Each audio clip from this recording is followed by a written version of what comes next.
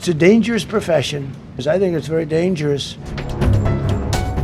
বিশ্ব রাজনীতিতে উত্তেজনা বাড়িয়ে যুদ্ধ পরিস্থিতিকে আরও উস্কে দেওয়ার মধ্যেই যুক্তরাষ্ট্রের প্রেসিডেন্ট ডোনাল্ড ট্রাম্প এবার নিজ দায়িত্বকেই অত্যন্ত বিপজ্জনক পেশা বলে মন্তব্য করেছেন।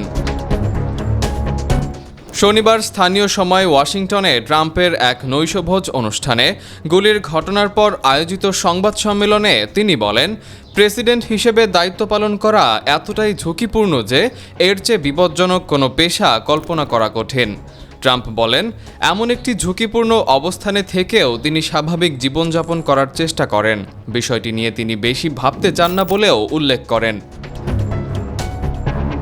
সূত্র জানায়, গত কয়েক বছরে ট্রাম্পকে ঘিরে এটি তৃতীয়বারের মতো গুলি চালানোর চেষ্টার ঘটনা হিসেবে সামনে এসেছে। এতে করে তার ব্যক্তিগত নিরাপত্তা নিয়ে নতুন করে উদ্বেগ তৈরি হয়েছে।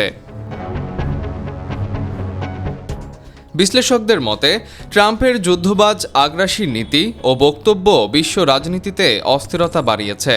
বিভিন্ন ইস্যুতে তার কঠোর অবস্থান আন্তর্জাতিক অঙ্গনে উত্তেজনা বাড়িয়েছে বলে তারা মনে করেন। ডেস্ক নিউজ, অগ্রযাত্রা প্রতিদিন। অগ্রযাত্রা প্রতিদিন,